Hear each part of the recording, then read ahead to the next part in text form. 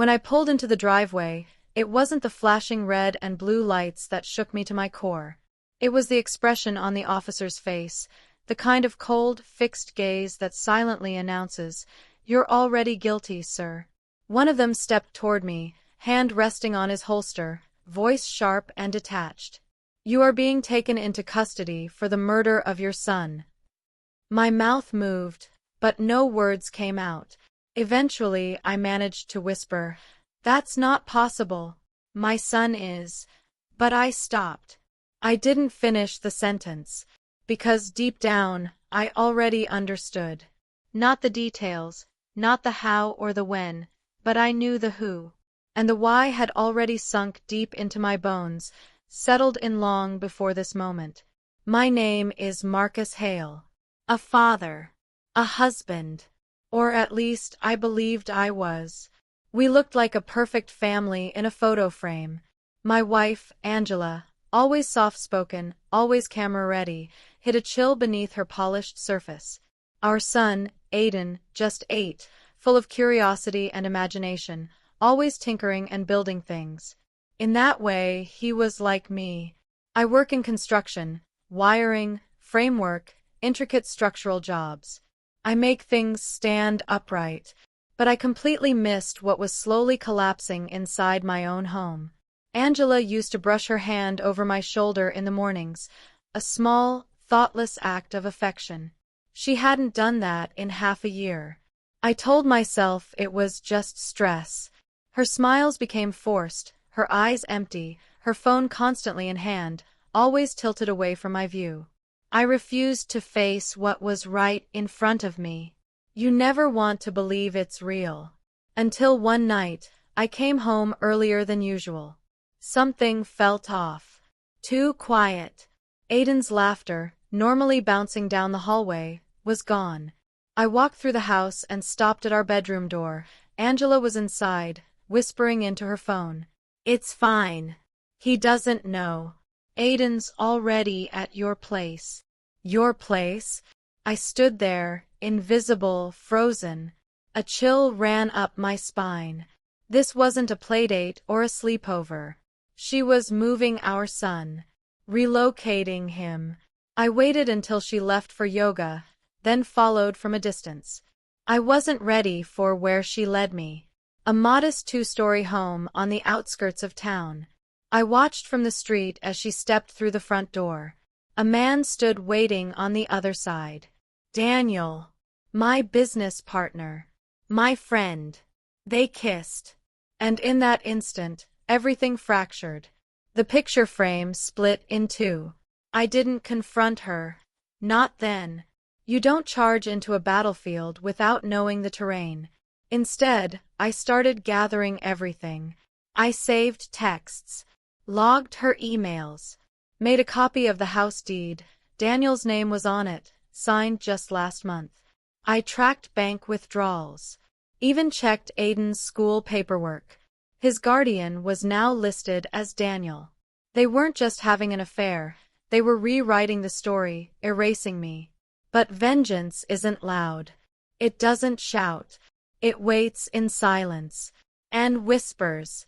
I transferred half of our shared savings into a separate account, one she had no idea existed. Then, with careful steps, I began the process of filing for custody, presenting concerns about her mental health. Behind the scenes, I started slipping small doses of over-the-counter sedatives into her tea, nothing extreme, just enough to trigger erratic behavior, mood swings, confusion, sudden anxiety. I spoke discreetly with the school counselor, expressing concern about Angela's conduct at home. And then, I waited. Aiden began to notice. "Why does Mommy cry at night?" he asked me one evening. I answered with stories, about bravery, about the strength it takes to face painful truths. Meanwhile, Daniel started to feel the heat. A silent investigation uncovered fabricated invoices, fake charges issued in my name, funneled straight into his dummy corporations. I passed the evidence along to someone I trusted at the IRS, a longtime friend, quiet but thorough. I knew exactly where to dig, and when I was done, I buried him in it. Then came the murder accusation. Angela's last-ditch effort. A desperate move made by people whose plan was starting to fall apart. They tried to make me disappear. Angela accused me of being violent, unstable. Daniel reported Aiden missing, suggesting I had broken down. They even planted blood in the back of my truck, taken months earlier from a doctor's visit Aiden had. A clean setup, almost perfect. Except for one flaw. Aiden wasn't dead. He was with me. The night before the police came for me, I picked Aiden up from the office of a private therapist, someone I'd arranged weeks in advance under an alias. The counselor was a friend of my late sister, someone I trusted completely. She helped shield Aiden, keeping him protected through confidential sessions and airtight legal documentation until the court officially reviewed my custody claim. So when the officers cuffed me, I didn't flinch. I met their eyes and said calmly, "Check the coordinates of your supposed victim." They did. 30 minutes later, everything unraveled. Angela was taken into custody at Daniel's place that same night. The charges: fraud, endangerment of a child, filing a false report. Daniel tried to escape. He made it as far as a roadside motel before they caught him. He broke down in tears when they put him in handcuffs. I didn't. The court awarded me full custody. Angela tried to approach me once, outside the courthouse. She asked, "Did you ever love me?"